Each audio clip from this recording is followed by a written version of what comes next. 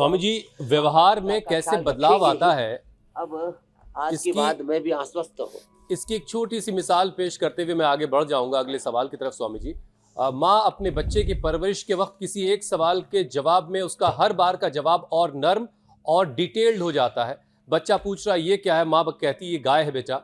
अगली बार फिर पूछा बेटा ये गाय है, बोलो काऊ काऊ काऊ। और हर सवाल पर वो जवाब और डिटेल्ड और नरम हो रहा है। वही माँ बूढ़ी हो गई है, बच्चा बड़ा हो गया और माँ पूछ रही बेटा ये क्या है। माँ को समझ में नहीं आया, बेटे ने फिर माँ ने फिर पूछ लिया। अब बेटा वहां से झिड़कना शुरू करता है माँ को, या बेटा या बेटी जो भी हो। यही फर्क समझ में आता है कि माँ के व्यवहार और उसके बच्चों का अपनी माँ के प्रति जो व्यवहार है वो कैसे बदलता है।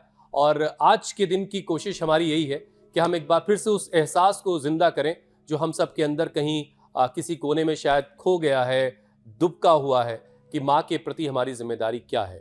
वो माँ जो बचपन में हमारी हर एक छोटी तकलीफ के लिए रात भर जागती है, लेकिन जब माँ 50 के बाद घुटनों, कमर, बीपी, शुगर या कमजोरी की शिकायत करती है तो कई बार घर में इसे उम्र का असर कह के टाल दिया जाता है। अरे भाई इस उम्र में तो होता ही है।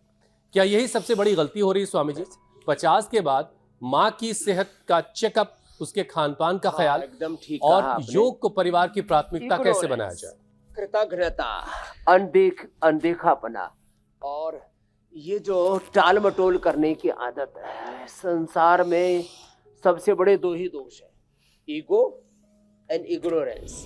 हम कई बार तो खुद को भी इग्नोर करते हैं, अपने शरीर को, अपनी सेहत को, अपने लीवर को, अपने किडनी को, अपने पेनक्रियाज को, अपने आप को ही इग्नोर करने लगते हैं, अपने माता पिता को, जिनके कारण से हम जन्मे। माता पिता ना होते तो हमारा नामो निशान, हमारा अस्तित्व ही ना होता। तो ये जो इग्नोरेंस है ना, माता पिता को इग्नोर करना, उनके प्रेम को, उनकी करुणा को, उनके तब त्याग को, मैं तो कहता हूँ माता पिता में यदि किसी कारण से कोई दुर्गुण दोष भी हो तो जीवन उन्हीं के वजह से संभव हुआ है। वो ना होते तो हम ना होते। ये कृतज्ञता हमारे रोम रोम में जब भरी रहती है ना, तब फिर जीवन में जो आपने बात बताई ना, ये सब चीजें अपने आप छूट जाती है। आज अभी पावर योग भी मेरे साथ देखो बेटियां भी कर रही हैं।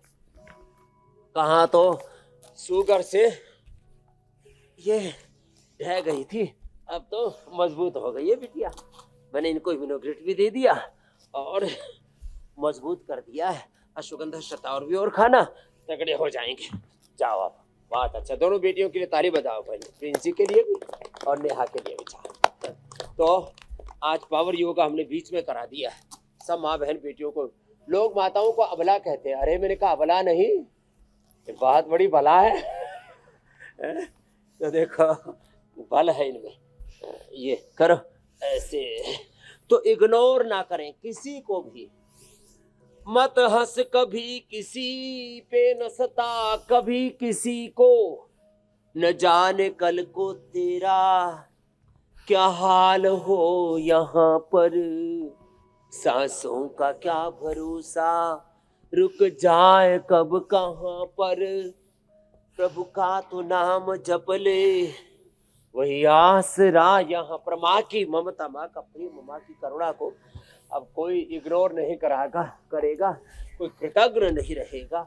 और हमने बातों ही बातों में पावर योग भी पूरा करा दिया है। साधारण दंड, ये हनुमान दंड, ऐसे क्यों ऐसे, और फिर इतना भी ना हो तो कम से कम ऐसे, ये ऐसे, और फिर ये ऐसे। चलो उल्टी लेटो, सब फिर से करो। आपको भी 100 बार ये करना है। तो देखो मैं तो ये भी देखना चाहता हूँ, जैसे आज भी हमारी पूज्य माता जी रोज योग करती हैं, वो भी 1-1 घंटा कपालभाति, अनुलोम विलोम करती हैं, फिर भुजंगासन करती है, मरकटासन करती है, और कम से कम 5 किलोमीटर रोज चलती है। तो अपने आपको स्वावलंबी बनाओ, आत्मनिर्भर बनाओ। मैं रोज कहता हूँ पिंड में ब्रह्मांड और सारी ब्रह्मांडीय ऊर्जाएं, अनंत ज्ञान, अनंत संवेदना शक्ति, सामर्थ्य। लेकिन स्वामी जी, माँ तो बच्चों को निर्भर बनाते बनाते, राम कृष्ण हनुमान शिव विराजमान है। बच्चों को आत्मनिर्भर बनाते बनाते खुद बच्चों पर निर्भर हो जाती है। और जाहिर है अगर उम्र ज़्यादा हो गई तो बच्चों पर निर्भरता उसकी ज़्यादा होगी, लेकिन लोग ये भूल जाते हैं कि माँ तो एक वट वृक्ष है और जिंदगानी की कड़ी धूप में इस वट वृक्ष की छाया की ज़रूरत आपको हर वक्त पड़ती रहेगी। तो इस वट वृक्ष की का ख्याल रखना, इसे पानी देते रहना, इसकी सेहत का ख्याल रखना जिम्मेदारी है आपकी।